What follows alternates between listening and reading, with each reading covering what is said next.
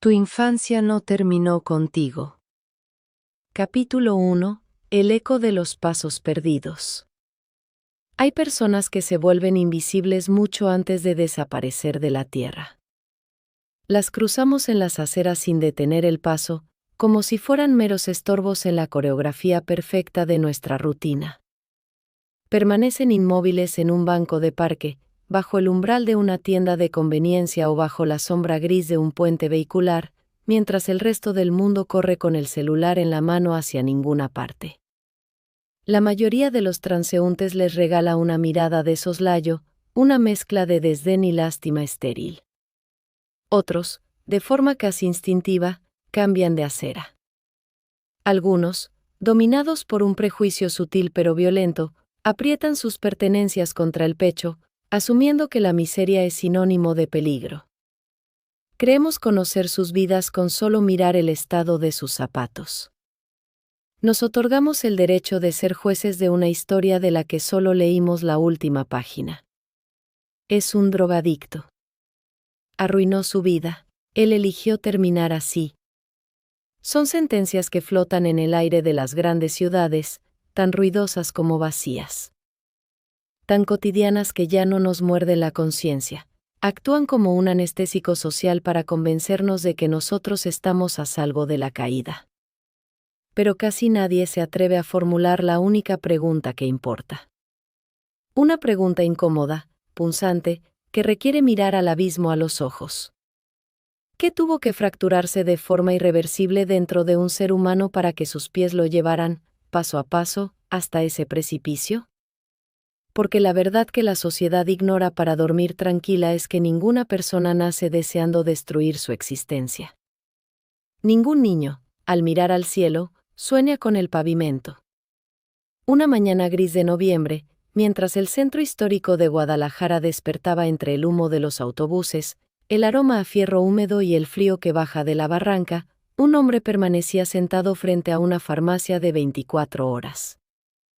La luz de neón blanca del letrero parpadeaba sobre su rostro, revelando una geografía de líneas prematuras. Su barba era el mapa espeso de semanas de absoluto abandono. Las manas de su sudadera, alguna vez azul, estaban deshilachadas, rotas en los puños y ennegrecidas por el hollín de las calles. Entre sus manos temblorosas, cuyas uñas mostraban el rastro del carbón y la tierra, sostenía un vaso de café de unicel vacío. Era el último rastro de piedad que una desconocida, conmovida por su silencio, le había dejado antes de perderse en la boca del metro para ir a trabajar. Aquel hombre no mendigaba. No estiraba la mano, no pronunciaba la clásica letanía del desamparo. No hablaba con las sombras ni agredía a los que pasaban. Solo miraba el desfile de la prisa ajena con unos ojos gastados, fijos, como un espectador exiliado que contempla un mundo del que alguna vez formó parte, pero cuyas reglas ya no comprende. Una mujer con traje sastre se desvió 3 metros para no rozar su silueta. Un joven estudiante apresuró el paso, ajustándose los audífonos mientras murmuraba entre dientes. Otro maldito drogadicto que no quiere trabajar. Un policía de línea pasó a poca distancia, su mirada, entrenada para detectar la anomalía, ni siquiera se desvió hacia el suelo donde el hombre se encogía. En menos de 30 segundos, 3 almas distintas dictaron una sentencia de cadena perpetua sobre él. Ninguna de ellas sabía su nombre. Ninguna imaginaba el peso del universo que se colapsaba dentro de ese cuerpo. Se llamaba José Hernández. Tenía 34 años. Y, aunque el asfalto frío y las colillas de cigarro a sus pies dictaran lo contrario, él también había sido dueño de un porvenir brillante. Él también había sido el centro del universo de alguien. Hubo un tiempo en que José creía que su paso por la tierra dejaría una marca imborrable. Tenía la certeza absoluta de que su destino era construir puentes. No lo entendía como una metáfora poética sobre la reconciliación humana, sino como un pacto físico con el acero, el concreto y el cielo. A los 8 años, cuando la infancia todavía es un territorio libre de sospechas, acompañaba a su abuelo materno, don Tomás, al mercado los domingos. El viejo, un carpintero de manos nudosas y paciencia infinita, caminaba despacio debido a una vieja lesión en la rodilla. En el trayecto, sobre una de las avenidas principales de la ciudad, se levantaba una obra vial monumental. José se quedaba hipnotizado, inmóvil durante minutos que a su abuelo le parecían eternidades, frente a las mallas ciclónicas que resguardaban la construcción. Observaba cómo las grúas de oruga levantaban traves de hormigón armado de 20 toneladas, desafiando la gravedad para unir dos extremos de la avenida que antes parecían condenados a la separación eterna. Le fascinaba esa capacidad de alterar el espacio, esa magia de crear caminos donde solo había vacío. Con los ojos encendidos y apuntando con su dedo índice hacia las alturas, le decía al viejo: «Abuelo, cuando yo crezca, voy a diseñar un puente tan grande que cruzará el mar. Un puente tan alto que los autos parecerán hormigas, y la gente tendrá que leer sobre mí en las escuelas». Don Tomás sonreía, le acariciaba el cabello despeinado y le respondía con una fe que José guardaría como un tesoro: «No lo dudo, mi arquitecto. Los hombres de nuestra sangre siempre han sabido dar forma a la materia. Tú solo asegúrate de que tus planos sean firmes abajo, donde nadie ve las bases». Cada tarde, al regresar de la escuela primaria, la pequeña mesa de la cocina se convertía en el estudio de ingeniería de José. Su cuaderno de cuadrícula chica se llenaba de bocetos geométricos, grúas tridimensionales, autopistas elevadas que cruzaban montañas imaginarias, rascacielos con tensores. Dibujaba con una concentración casi religiosa, mordiéndose el labio inferior. Y en su mano izquierda, como un centinela incondicional, siempre estaba su amuleto más preciado, un pequeño dinosaurio verde de plástico soplado, de esos que venían en las cajas de cereal baratas. El juguete tenía el ojo izquierdo ligeramente despintado y una pequeña rebaba de fábrica en la cola. José dormía abrazado a él todas las noches, ocultándolo debajo de la sábana para que sus compañeros de escuela no se burlaran si alguna vez se enteraban. No lo quería por juego, sino por una fe totémica. El niño estaba convencido de que mientras ese dinosaurio custodiara el borde de su almohada, ninguna pesadilla, ningún monstruo de los que se esconden en el crujido de la madera, tendría el poder de cruzar el umbral de su habitación. Los niños crean escudos extraordinarios contra la incertidumbre del mundo de los adultos. José había construido el suyo alrededor de 4 centímetros de plástico verde. En ese entonces, su risa era un sonido limpio, frecuente. Corría descalzo sobre la tierra negra del patio trasero cuando las tormentas de verano golpeaban las láminas de la casa, sintiendo el lodo entre los dedos como una bendición. Creía con una inocencia ciega que la palabra de un adulto era una ley física inquebrantable, tan fija como la gravedad. Pensaba que el hogar era un territorio blindado, un pacto donde el afecto era un recurso inagotable, imposible de perder. Pero hay una verdad sombría que la vida se encarga de ocultarle a los niños, para no marchitarles la mirada demasiado pronto. No todas las heridas sangran de inmediato, ni todos los dolores comienzan con el estruendo de un golpe. Algunas de las cicatrices más difíciles de sanar, aquellas que determinan cómo caminaremos a los 30 años, se graban de noche, con el cincel silencioso e invisible de la indiferencia. Capítulo 2. El lenguaje del desprecio silencioso. El padre de José, don Ramiro, era un hombre que parecía esculpido en la misma piedra de las canteras que operaba. Trabajaba como operador de maquinaria pesada en una mina de caliza a las afueras de la zona metropolitana. Era un fantasma doméstico. Su rutina dictaba salir de la casa cuando las estrellas aún ocupaban el cielo y regresar cuando la noche ya había devorado hasta el último rastro de luz en el horizonte. Ramiro era el producto perfecto de una cadena de hombres criados bajo el sol inclemente del campo jalisciense, hombres sepultados bajo el cansancio crónico y el mandato de una época implacable que no permitía fisuras en la masculinidad. Los hombres de verdad proveen, los hombres de verdad no se quejan, los hombres de verdad no lloran, no abrazan, no flaquean. Ramiro nunca levantó la mano contra José. En la casa no se escuchaban los gritos violentos que a menudo retumbaban en las viviendas vecinas. No había botellas rotas ni platos estrellados contra la pared. Sin embargo, el silencio de Ramiro era un castigo más sutil y corrosivo. Tampoco extendió jamás una mano para acariciar la cabeza de su hijo, ni dedicó un minuto a sentarse en la orilla de su cama para preguntarle cómo le había ido en el colegio.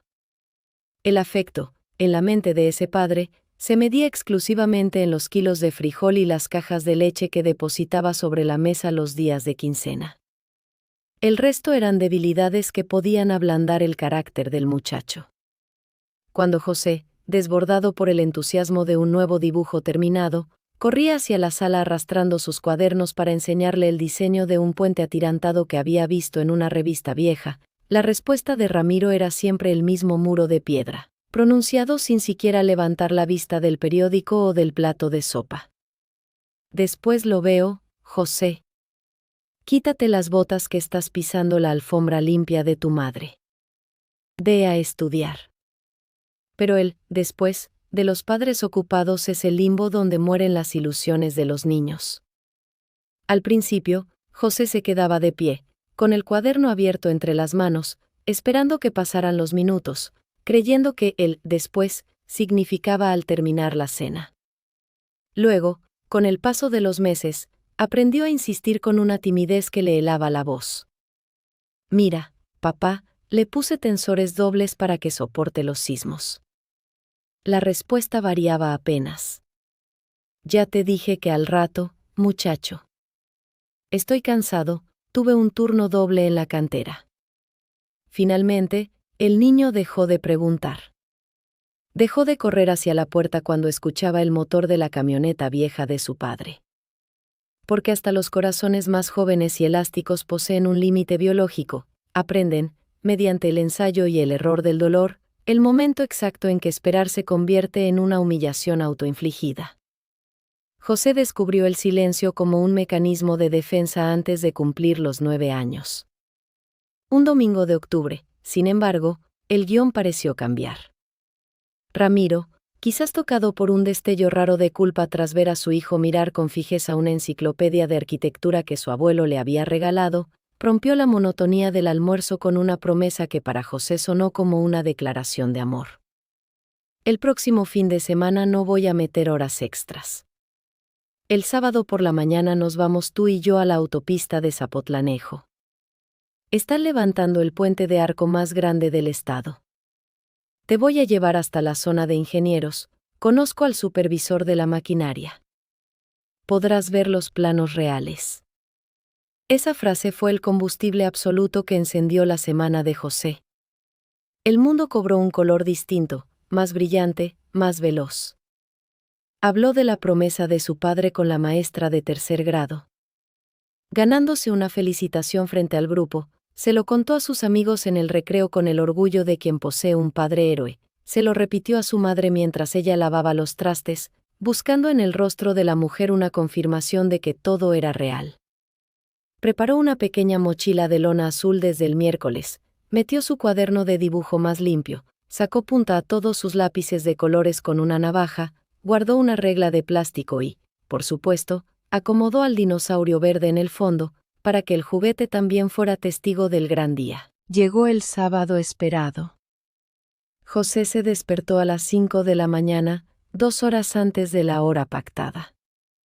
Se vistió con su ropa de los domingos, se abrochó los tenis con doble nudo y se sentó en una silla de madera junto a la ventana que daba a la calle principal. A las 7 de la mañana, la camioneta de su padre no estaba en la cochera, había salido a cargar gasolina, pensó el niño. A las 8 de la visión, el sol ya iluminaba las azoteas vecinales, pero la calle permanecía vacía. A las 10, su madre se acercó por la espalda y le puso una mano en el hombro, con una suavidad que se sintió como un pésame. José, ven a desayunar algo, mi vida.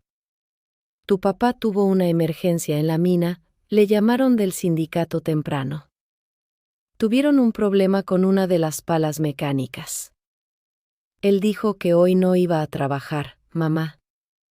Él me lo prometió, respondió el niño, sin apartar los ojos del cristal, donde el vaho de su propia respiración empezaba a empañar la vista. Ya sabes cómo es el trabajo en la mina, hijo. si la maquinaria se detiene, se pierde mucho dinero. Anda, ven por unos tacos. José no se movió de la silla. No lloró, no pataleó, no hizo el berrinche que habría sido normal y saludable para su edad. Se limitó a observar el camino mecánico de los autos de los vecinos, el vuelo de las palomas sobre los cables de alta tensión, el lento desvanecimiento de las sombras en el asfalto. Las horas pasaron con la crueldad de un verdugo silencioso. El sol del mediodía calcinó la calle, luego empezó a teñirse de un oro mortecino y, finalmente, la oscuridad de la tarde volvió a cubrir la acera. Su padre nunca apareció. No hubo una llamada al teléfono de la casa, no hubo un recado con el tío, no hubo una disculpa que amortiguara el impacto. Solo el peso muerto del silencio habitando las esquinas de la sala. Aquella noche, cuando el reloj marcaba las 10 y el motor de la camioneta de Ramiro por fin se escuchó detenerse en la entrada, José se levantó de la ventana. Caminó despacio hacia su recámara, sacó el cuaderno y los lápices de la mochila azul y la escondió en el fondo oscuro debajo de su cama, empujándola con el pie hasta que tocó la pared. No dijo una sola palabra. Cuando su padre entró a la casa, con el olor a diésel y sudor pegado a la piel, ni siquiera mencionó el viaje cancelado. Solo cenó en silencio y se fue a dormir. Un adulto posee las herramientas cognitivas para procesar una decepción, racionaliza, entiende las dinámicas laborales, olvida el plan cancelado en un par de días a través del cinismo de la madurez. Pero cuando tienes 8 años, una promesa rota por la persona que consideras el pilar del universo no es un contratiempo. Es una verdad ontológica que redefine cómo te percibes a ti mismo en el orden de las cosas. El cerebro infantil no tiene la madurez estructural para descifrar el analfabetismo emocional de sus cuidadores. No piensa, mi padre es un esclavo del sistema económico que no sabe cómo decir que no. En su lugar, el niño traduce el vacío con una lógica devastadora que se fija en el inconsciente como cemento fresco. Si él no vino, si prefirió quedarse allá, es porque lo que hay en mí no es lo suficientemente importante para hacerlo regresar. Y esa sutil, casi imperceptible diferencia en la traducción del dolor, es la que altera de forma subterránea el rumbo de toda una biografía. Capítulo 3. El Festival de las Sillas Vacías.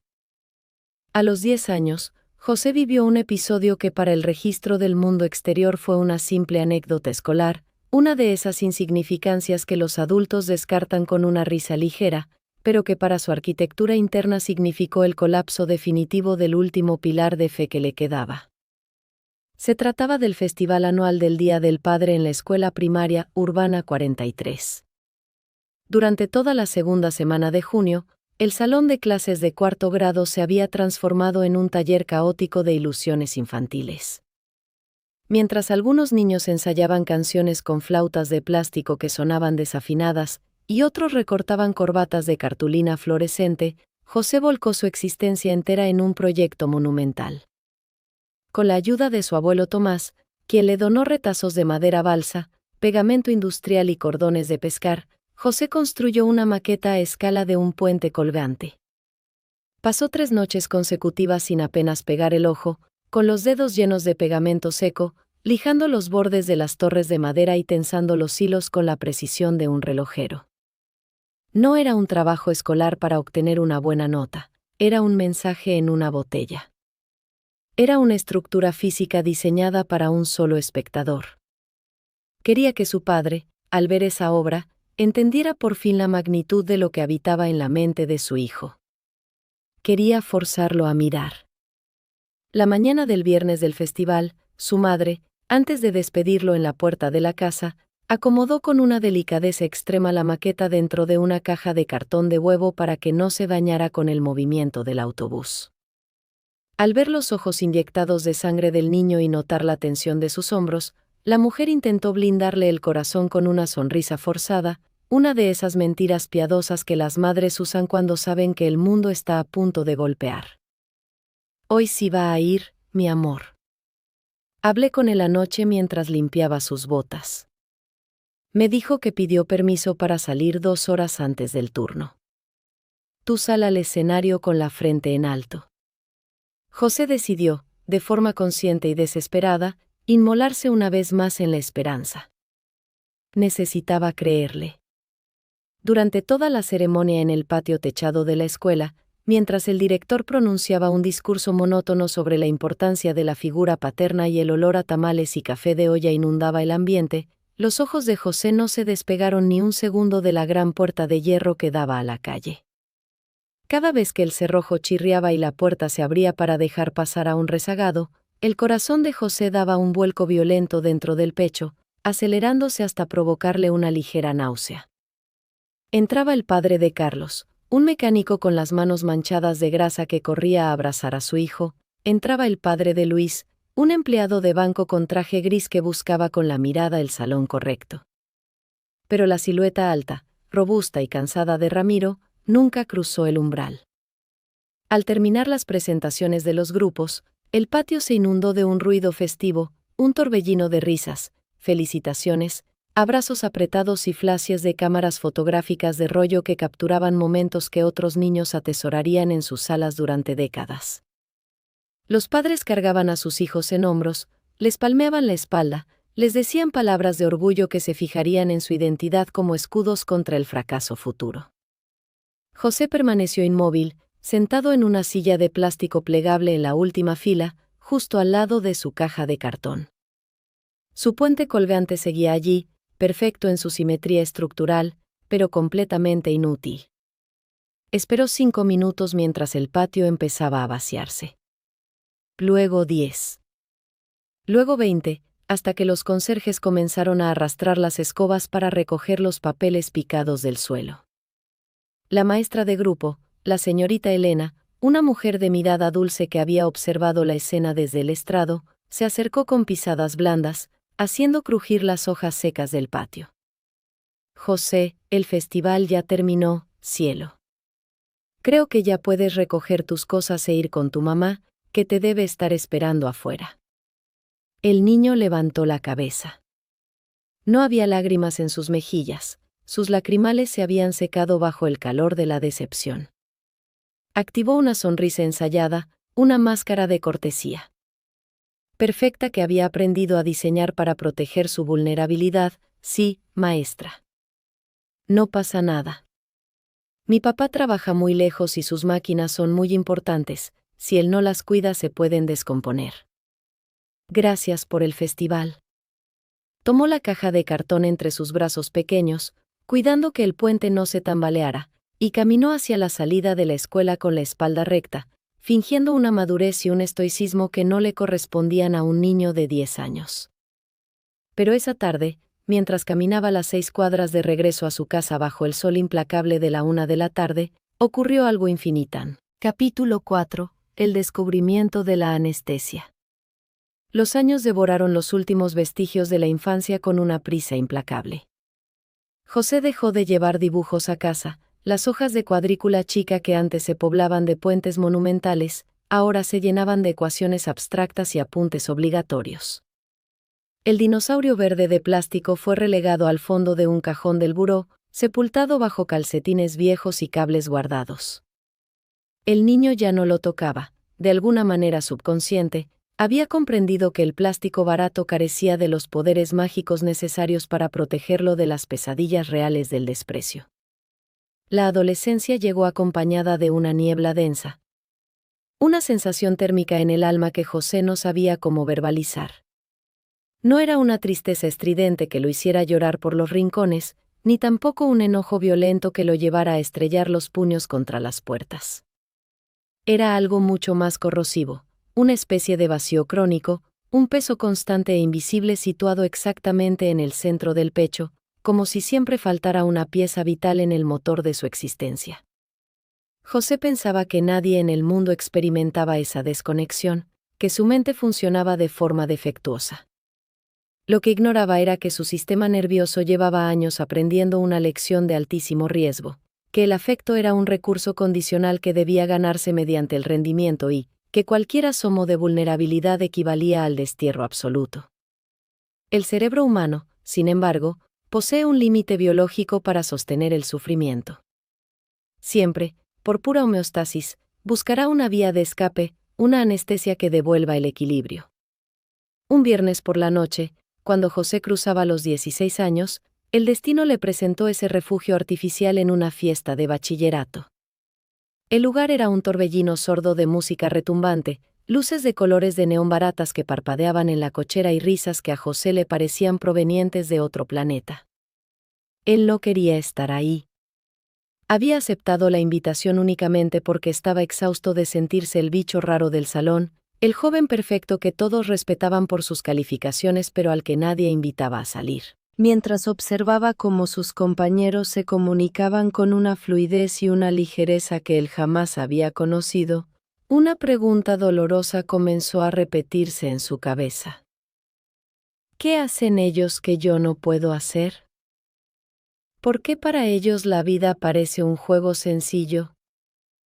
¿Y para mí es una evaluación constante? Fue entonces cuando un compañero de banca se le acercó, arrastrando las palabras entre risas, y le extendió un vaso rojo de plástico. Relájate, Hernández. Te la pasas estudiando. Solo pruébalo, no te va a pasar nada. José dudó. En esa milésima de segundo, suspendido entre el miedo ancestral a defraudar las expectativas de los adultos y el deseo desesperado de silenciar el tribunal que sesionaba 24 horas en su cabeza, extendió los dedos y tomó el vaso. Bebió. El líquido amargo y caliente le abrazó la garganta, arrancándole una mueca de desagrado que provocó la carcajada unánime del grupo. Al principio no ocurrió nada físico, pero 10 minutos después, el milagro químico tuvo lugar. De repente, la soga invisible que le apretaba el pecho desde los 8 años se aflojó.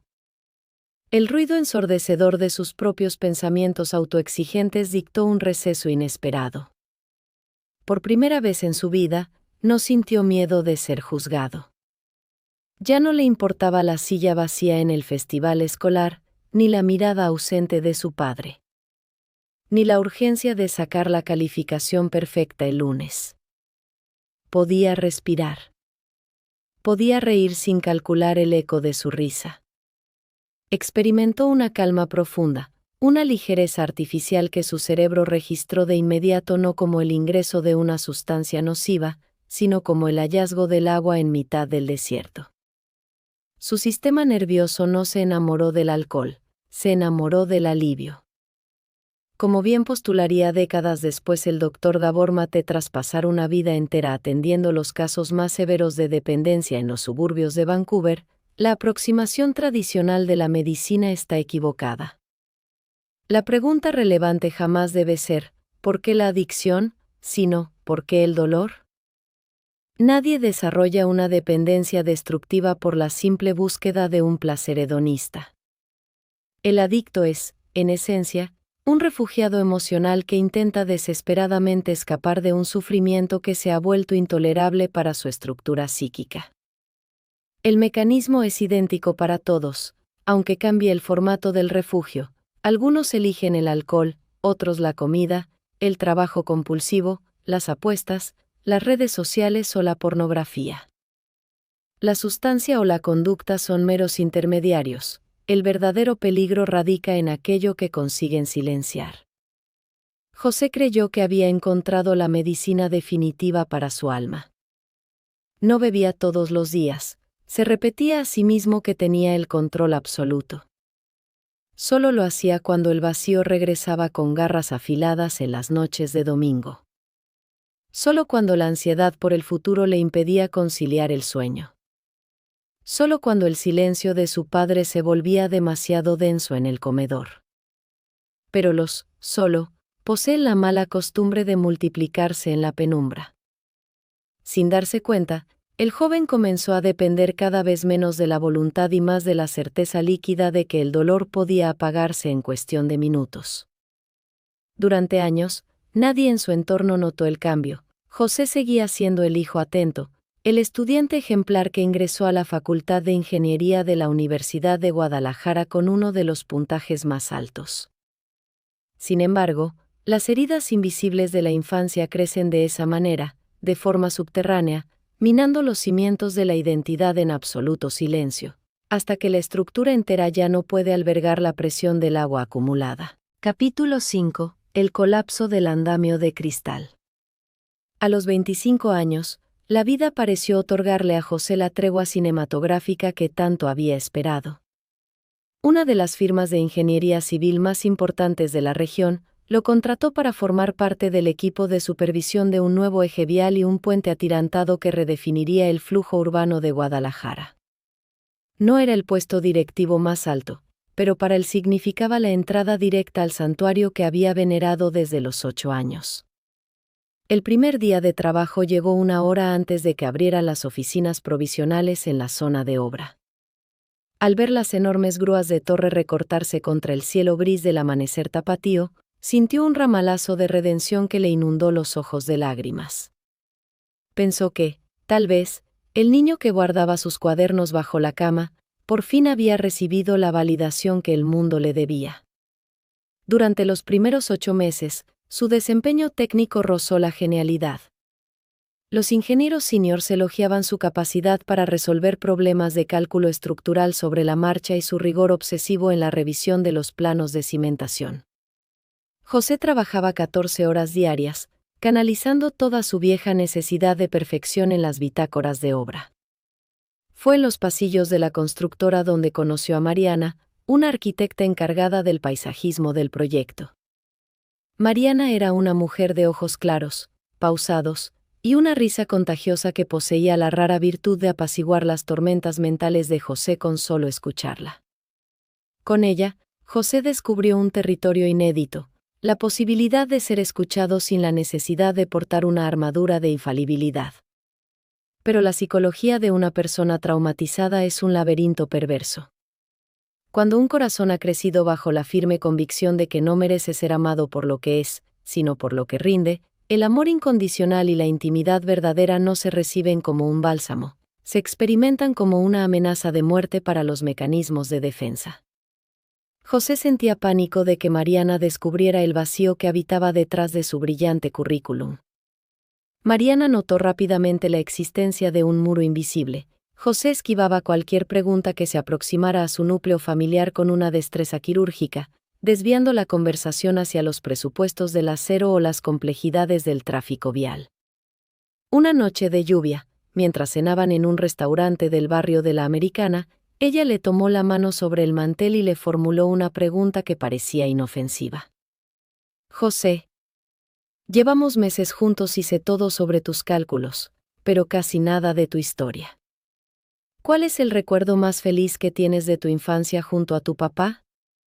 La mente de José se congeló de inmediato, como si un sismo hubiera interrumpido las conexiones de su memoria. Buscó desesperadamente en sus archivos flotantes un cumpleaños feliz, una ida al estadio de fútbol, un abrazo espontáneo, una conversación madura. No encontró absolutamente nada. En su lugar, el hipocampo trajo de vuelta una única imagen nítida, un niño de 8 años con los tenis limpios, pegado al cristal de una ventana, observando cómo la luz del sol desaparecía en un sábado de octubre, arrastrando consigo la última promesa de su padre. El dolor de la memoria física fue tan intenso que José tuvo que retirar la mano con suavidad, inventando un repentino dolor de cabeza. Aquella noche, al regresar a su departamento, no llamó a Mariana para darle las gracias por la cena. Buscó la botella de whisky que escondía detrás de los libros de cálculo estructural. Recordar dolía demasiado, y el alcohol seguía siendo el único ingeniero capaz de construir un puente sobre el abismo de su memoria. Capítulo 5. El colapso del andamio de cristal. A los 25 años, la vida pareció otorgarle a José la tregua cinematográfica que tanto había esperado. Una de las firmas de ingeniería civil más importantes de la región lo contrató para formar parte del equipo de supervisión de un nuevo eje vial y un puente atirantado que redefiniría el flujo urbano de Guadalajara. No era el puesto directivo más alto, pero para él significaba la entrada directa al santuario que había venerado desde los 8 años. El primer día de trabajo llegó una hora antes de que abrieran las oficinas provisionales en la zona de obra. Al ver las enormes grúas de torre recortarse contra el cielo gris del amanecer tapatío, sintió un ramalazo de revención que le inundó los ojos de lágrimas. Pensó que, tal vez, el niño que guardaba sus cuadernos bajo la cama por fin había recibido la validación que el mundo le debía. Durante los primeros 8 meses, su desempeño técnico rozó la genialidad. Los ingenieros seniors elogiaban su capacidad para resolver problemas de cálculo estructural sobre la marcha, y su rigor obsesivo en la revisión de los planos de cimentación. José trabajaba 14 horas diarias, canalizando toda su vieja necesidad de perfección en las bitácoras de obra. Fue en los pasillos de la constructora donde conoció a Mariana, una arquitecta encargada del paisajismo del proyecto. Mariana era una mujer de ojos claros, pausados, y una risa contagiosa que poseía la rara virtud de apaciguar las tormentas mentales de José con solo escucharla. Con ella, José descubrió un territorio inédito, la posibilidad de ser escuchado sin la necesidad de portar una armadura de infalibilidad. Pero la psicología de una persona traumatizada es un laberinto perverso. Cuando un corazón ha crecido bajo la firme convicción de que no merece ser amado por lo que es, sino por lo que rinde, el amor incondicional y la intimidad verdadera no se reciben como un bálsamo, se experimentan como una amenaza de muerte para los mecanismos de defensa. José sentía pánico de que Mariana descubriera el vacío que habitaba detrás de su brillante currículum. Mariana notó rápidamente la existencia de un muro invisible. José esquivaba cualquier pregunta que se aproximara a su núcleo familiar con una destreza quirúrgica, desviando la conversación hacia los presupuestos del acero o las complejidades del tráfico vial. Una noche de lluvia, mientras cenaban en un restaurante del barrio de la Americana, ella le tomó la mano sobre el mantel y le formuló una pregunta que parecía inofensiva. José, llevamos meses juntos, y sé todo sobre tus cálculos, pero casi nada de tu historia. ¿Cuál es el recuerdo más feliz que tienes de tu infancia junto a tu papá? La mente de José se congeló de inmediato, como si un sismo hubiera interrumpido las conexiones de su memoria. Buscó desesperadamente en sus archivos flotantes un cumpleaños feliz, una ida al estadio de fútbol, un abrazo espontáneo, una conversación madura. No encontró absolutamente nada. En su lugar, el hipocampo trajo de vuelta una única imagen nítida, un niño de 8 años con los tenis limpios, pegado al cristal de una ventana, observando cómo la luz del sol desaparecía en un sábado de octubre, arrastrando consigo la última promesa de su padre. El dolor de la memoria física fue tan intenso que José tuvo que retirar la mano con suavidad, inventando un repentino dolor de cabeza. Aquella noche, al regresar a su departamento, no llamó a Mariana para darle las gracias por la cena. Buscó la botella de whisky que escondía detrás de los libros de cálculo estructural. Recordar dolía demasiado. Y el alcohol seguía siendo el único ingeniero capaz de construir un puente sobre el abismo de su memoria. A partir de esa noche, la fuga de agua en los cimientos de su vida se ensanchó de forma incontrolable. El alcohol dejó de ser un sedante de fin de semana para transformarse en el andamio invisible que sostenía su cotidianidad. Una cerveza al terminar la jornada para desacelerar el pulso, 2 vasos antes de dormir para acallar las voces del autodesprecio, y un trago de vodka directo de la botella por la mañana, antes de cepillarse los dientes, para aplacar el sutil temblor de la ansiedad antes de entrar a las juntas de obra. José seguía repitiendo el mantra clásico de la dependencia: yo sé lo que hago, tengo un puesto de alta responsabilidad, puedo detener el consumo el día que me lo proponga. Necesitaba blindarse con esa mentira para que el andamio de cristal no estallara en 1000 pedazos. Pero las adicciones funcionan exactamente igual que las infiltraciones de agua en las estructuras de concreto. No hacen ruido, no generan alarmas estridentes, actúan en la oscuridad molecular de los materiales hasta que, un día cualquiera, el techo se desploma por completo. Mariana fue la primera en notar el declive físico y conductual. José comenzó a cancelar planes argumentando exceso de trabajo, sus ojos mostraban una mirada opaca y cansada, respondía con una irritación desproporcionada ante comentarios insignificantes, y su sonrisa se volvió un simulacro estadístico. Ya no hablaba de construir puentes, solo de sobrevivir al día siguiente. Una tarde, en el estacionamiento de la constructora, ella le tomó el rostro entre las manos y le suplicó con una ternura desesperada. José, mírame a los ojos, por favor. Sé que estás usando el alcohol para esconder algo. Déjame ayudarte, no tienes que cargar con todo tú solo. Él se soltó con un movimiento brusco, recurriendo a la respuesta universal del hombre herido. No me pasa nada, Mariana. Solo estoy cansado por las entregas del proyecto. Déjame en paz. Pero ese cansancio del que hablaba no podía resolverse durmiendo 8 o 12 horas.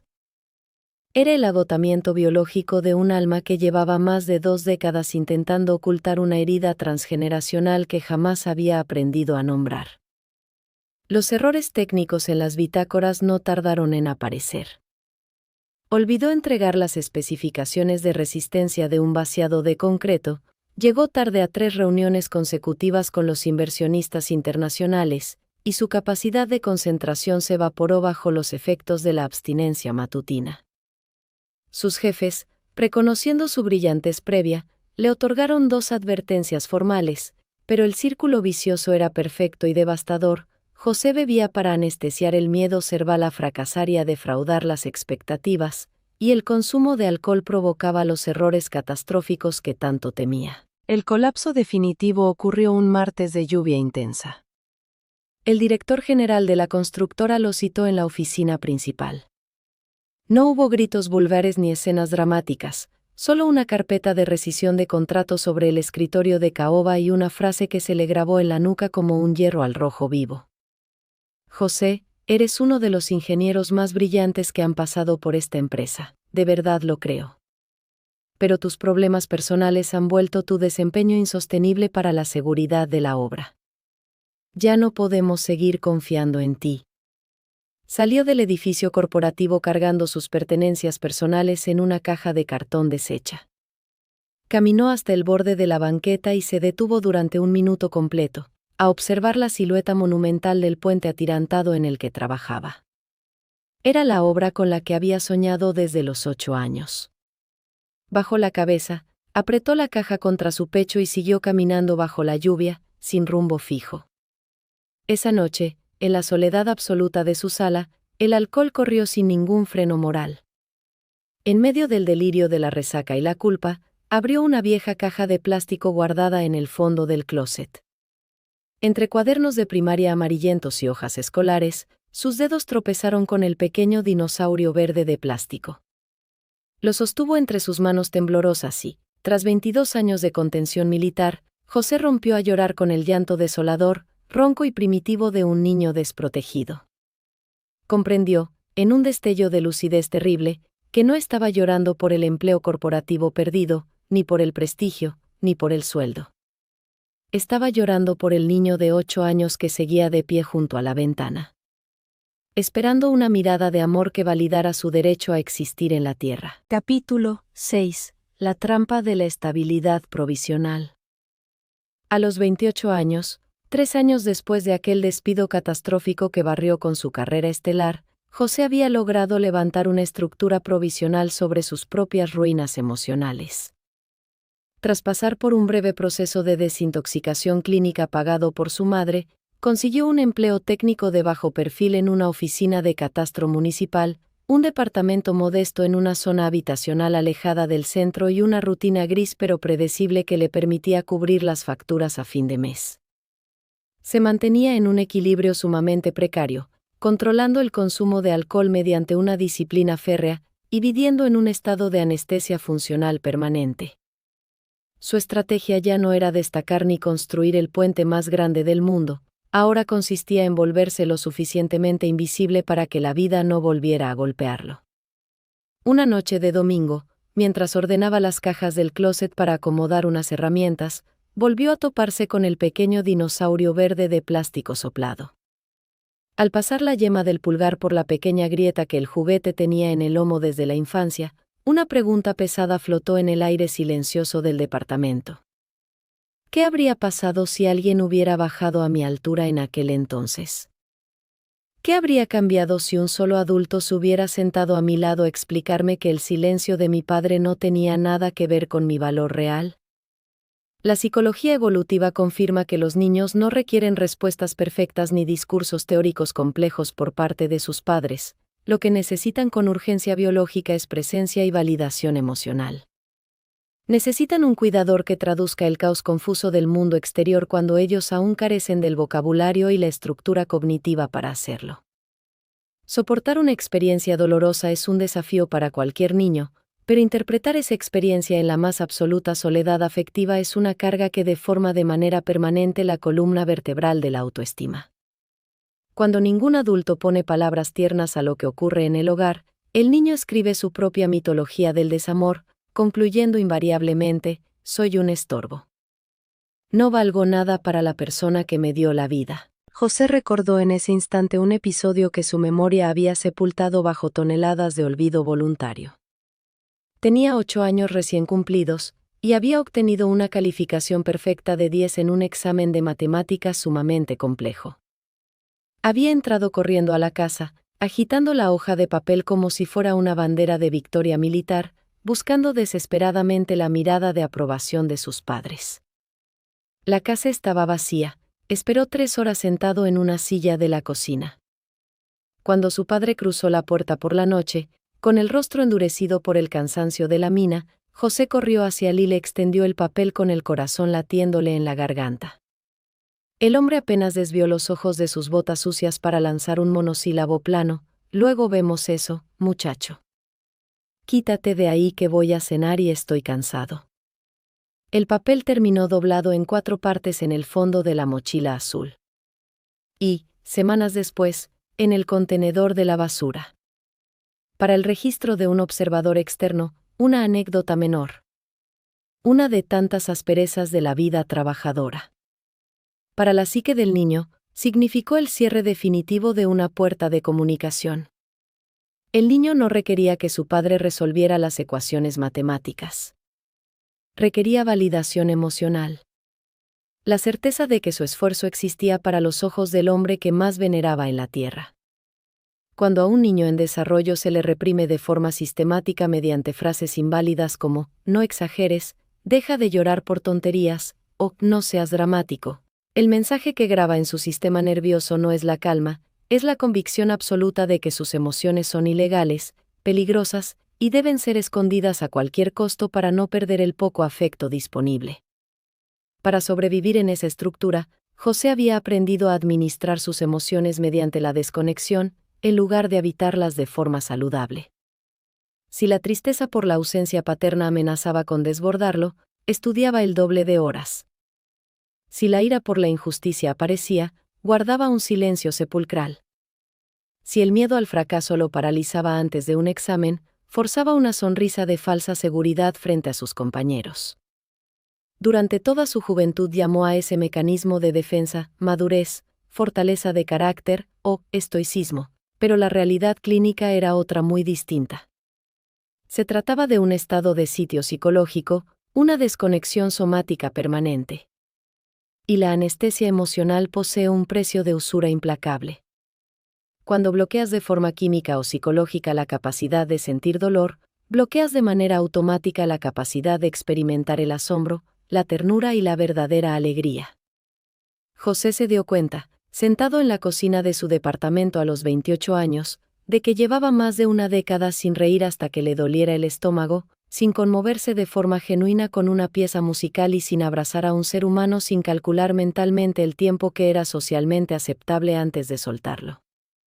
Su existencia estaba perfectamente ordenada, perfectamente limpia de escándalos, perfectamente muerta en vida. Aquella noche colocó al dinosaurio verde sobre la mesa de la cocina, justo bajo la luz mortecina del foco ahorrador. Se sentó frente a él, cruzó los brazos y cerró los ojos. Imaginó por un instante al niño de la mochila azul. Al niño de la maqueta de palitos de madera abandonada en el patio escolar. Él sabía cómo negociar presupuestos con contratistas municipales y cómo hablar frente a audiencias técnicas, pero descubrió con un pánico helado que no poseía el vocabulario básico para hablarle a su propia historia de dolor. Con la voz entrecortada por los años de desuso emocional, murmuró hacia el vacío de la habitación. No tenías que sacar calificaciones de 10 para que te quisieran, José. No hiciste nada malo aquella tarde de sábado. No estabas solo. Ahora yo estoy aquí contigo. No ocurrió ningún milagro físico en la cocina, no se escuchó música épica ni desaparecieron de golpe 28 años de heridas estructurales. Fue solo un hombre adulto, de espaldas arqueadas, llorando en la soledad de una cocina frente a un juguete de plástico barato. Pero en ese milímetro de observación consciente, José entendió que el verdadero proceso de sanación humana rara vez consiste en el olvido voluntario del pasado. Consiste, en cambio, en redefinir de forma radical quién es el adulto que acompaña ahora en el viaje de regreso a las heridas a ese niño que sigue esperando dentro de nuestro sistema nervioso. Capítulo 7. La resistencia de la biología. La sanación real no se comporta como un ascenso idílico o una línea recta hacia la paz. Es una guerra de guerrillas contra la propia biología del trauma. El sistema nervioso humano adora lo conocido, aunque lo conocido sea un infierno de rechazo, por una simple razón evolutiva: lo predecible garantiza la ilusión de control. Tras un par de meses de calma aparente y pausas conscientes en su oficina de catastro, la estructura antigua de José reclamó su territorio con una fuerza inusitada. El detonante ocurrió durante una reunión técnica para la evaluación de linderos municipales. Un ingeniero rival, con un tono marcadamente sarcástico, hizo un comentario punzante sobre un retraso menor en los informes topográficos que José había entregado esa mañana. No fue un insulto directo, pero el niño herido dentro de José interpretó la escena como una amenaza de humillación pública, una repetición exacta de las tardes en que su esfuerzo era minimizado. La microactivación biológica fue instantánea e incontrolable. El rostro se le encendió de rabia, la mandíbula se tornó rígida como el hierro, el ritmo cardíaco se disparó y, antes de que su nueva conciencia pudiera intervenir, el viejo patrón defensivo tomó el control total. Habló con una voz gélida y cortante, humilló técnicamente a su interlocutor desglosando sus errores pasados frente a los directores y monopolizó la palabra durante 15 minutos para demostrar un poder absoluto y una infalibilidad ficticia. Al terminar la sesión y regresar a su cubículo, el eco de sus propias palabras agresivas le supo a ceniza en la boca. La peor parte de las recaídas conductuales no es el error en sí, sino la tremenda y vergonzosa familiaridad con la que el cuerpo regresa a la disfunción defensiva. Se sintió un farsante absoluto. Pensó que todo el ejercicio introspectivo con el dinosaurio verde había sido una ridiculez psicológica, una fantasía de autoayuda barata. Esa noche, su departamento se sintió más frío y hostil que de costumbre. El juguete verde sobre la mesa de la cocina parecía juzgarlo con su único ojo despintado. José experimentó un impulso violento de lanzar el dinosaurio a la basura y caminar hacia la tienda por una botella para ahogar la culpa de haber fallado. Pero en lugar de huir, hizo algo diferente: se sentó directamente en el piso de cemento, apoyando la espalda contra la pared, y se obligó a sostener la oleada de vergüenza, frustración y fracaso sin recurrir a ningún anestésico. Sostuvo la incomodidad somática en el pecho en absoluta sobriedad. La verdadera transformación humana no ocurre el día en que dejamos de cometer errores o cuando erradicamos nuestros reflejos defensivos. Ocurre cuando cambia de forma radical la manera en que nos tratamos a nosotros mismos justo después de la caída. José abrió su cuaderno de notas, y debajo de la frase orgullosa que había escrito semanas atrás, anotó con el pulso firme: hoy, volví a caer por completo en el viejo patrón defensivo. Pero esta vez no busqué la botella para ocultarlo. Me di cuenta de la grieta antes de destruir todo el puente. Capítulo 8. El desmantelamiento absoluto en la acera de Guadalajara. A pesar de sus esfuerzos denodados por mantener a flote esa balsa provisional, la vida de José volvió a fracturarse de forma irreversible en los años siguientes. La madurez a medias y la contención militar del consumo no bastaron para contener las mareas profundas de un sistema nervioso que aún albergaba el núcleo duro del trauma de la infancia. Los años corrieron con la velocidad de un río desbocado y, tras una dolorosa serie de eventos encadenados, la muerte de su abuelo Tomás, el único hombre que lo había mirado con ternura, una crisis económica que recortó personal en el ayuntamiento y una recaída feroz en el alcoholismo destructivo, José lo perdió todo de nuevo. Perdió el departamento, vendió sus libros de ingeniería por centavos y arrasó con sus últimos rastros de dignidad social. La marea de la dependencia lo arrastró hasta el fondo absoluto, el lugar exacto donde la historia lo encontró al inicio, a los 34 años de edad, despojado de cualquier estatus, habitando el pavimento frío y sucio del centro histórico de Guadalajara, con el cuerpo encogido frente a una farmacia de 24 horas. Sin embargo, la psicología del dolor enseña que estar completamente en el suelo posee una extraña ventaja evolutiva. Cuando has perdido la armadura, ya no hay más espacio hacia donde caer, y el miedo a la caída desaparece. Fue en esa acera de noviembre, bajo la luz parpadeante del neón, donde el proceso interno de José cruzó la línea de no retorno. Mientras los transeúntes apresuraban el paso y el policía de línea lo ignoraba como si fuera un desecho del paisaje urbano, José miró fijamente el vaso de unicel vacío entre sus manos maltratadas. Pero esta vez, el diálogo interno fue por completo diferente. No apareció el odio rabioso de antes hacia su propia persona, ni la autocompasión barata que solía empujarlo a buscar la siguiente moneda para comprar un trago y morir un poco más en la inconsciencia. En su lugar, emergió un vacío limpio, un silencio funcional y desprovisto del juicio del mundo exterior. Se dio cuenta de que la sociedad civil podía seguir llamándolo drogadicto, vagabundo o caso perdido, de por vida, pero él ya no tenía la obligación de comprar esa narrativa externa para justificar su existencia. Había descubierto, en la experiencia cruda del desamparo, que entre el desprecio de la calle y su dignidad esencial existía un territorio virgen, un espacio íntimo que ningún padre ausente, ninguna constructora y ninguna acera fría tendrían jamás el poder de expropiarle. El andamio se había roto, pero los cimientos reales empezaban a fraguar bajo la tierra. Capítulo 9. El lenguaje del silencio habitable. El cambio definitivo en la biografía de José no llegó acompañado de fanfarrias heroicas, ni de un rescate gubernamental milagroso, ni del arrepentimiento tardío de su padre Ramiro. Llegó cuando el ruido de la culpa interna cesó por completo, dejando espacio a la aceptación. Un par de semanas después de aquella mañana en la farmacia, gracias al contacto con un antiguo compañero de la facultad que colaboraba en un centro de asistencia y rehabilitación comunitaria en las afueras de la ciudad, José aceptó ingresar de forma voluntaria a un refugio de recuperación. El trayecto en la camioneta del refugio fue un viaje largo y silencioso. José apoyó la frente contra el cristal de la ventana, observando cómo los edificios del centro daban paso a los árboles de las avenidas periféricas. No iba formulando planes grandiosos para el futuro, ni diseñando estrategias de ingeniería mental para volver a convertirse en el profesional perfecto que deslumbrara a los inversionistas. Simplemente permanecía allí, habitando sus zapatos gastados, sintiendo el aire frío de la tarde entrar de forma limpia por sus pulmones y registrando el movimiento de las nubes. Su cerebro, libre por primera vez en años de la alerta roja del trauma infantil, recuperaba su capacidad sensorial básica. En el fondo de su mochila de lona, la única pertenencia real que había logrado rescatar y conservar a lo largo de sus noches de calle y desastres personales, descansaba envuelta con un trozo de franela limpia, el pequeño dinosaurio verde de plástico.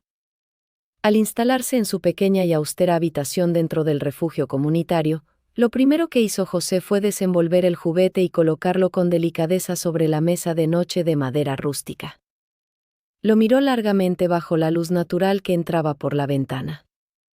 El dinosaurio ya no cargaba con el peso muerto del reproche silencioso hacia su padre, ni funcionaba como un amuleto mágico contra los monstruos de la noche, ni era el símbolo trágico de una infancia mutilada por la indiferencia.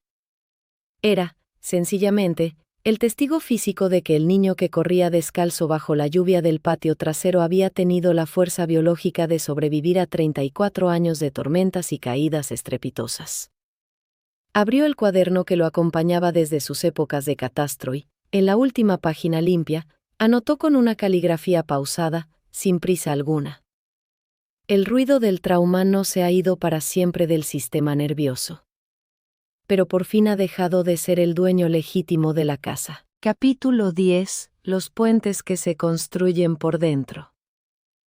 Hay historias humanas que no requieren de finales felices, convencionales de película de Hollywood para ser consideradas verdaderos monumentos a la supervivencia. La victoria de José era una revolución subterránea, completamente invisible para los transeúntes que seguían caminando con prisa frente a la farmacia del centro de Guadalajara. Una nueva mañana comenzó en el refugio. José se levantó al escuchar la campana del desayuno. Tendió la cama con pulcritud, se aseó el rostro con agua fría y se miró en el espejo del baño. No había lemas motivacionales pegados en el marco, ni promesas grandilocuentes de construir el puente de arco más grande del continente. Solo estaba la mirada limpia de un hombre que estaba aprendiendo, día a día, a sostener su propia historia sin parpadear. Al mediodía, salió al patio central a comer su ración de alimentos bajo la sombra de un gran árbol de jacaranda, se sentó en una banca de madera y observó la luz del sol filtrarse entre las ramas. No experimentó la vieja ansiedad de sentir que estaba perdiendo el tiempo productivo. Sintió, en cambio, que por primera vez en 34 años, el tiempo presente le pertenecía por derecho propio. La imagen del dinosaurio verde cruzó su mente, pero ya no requería de discursos de rescate en su imaginación, ni de conversaciones ficticias con el fantasma de su padre para sanar el festival escolar vacío. El juguete se había integrado de forma definitiva a su tejido biográfico. Era un capítulo doloroso, pero indispensable de la novela de su vida. José entendió, mientras respiraba el aroma de la tierra húmeda del patio, que la verdadera madurez de un ser humano consiste en dejar de pelear de forma estéril con la propia historia. Ninguno de nosotros posee la tecnología para alterar un solo segundo de los sábados de abandono junto a la ventana, ni las maquetas rotas, ni las promesas que se disolvieron en la prisa laboral de nuestros padres.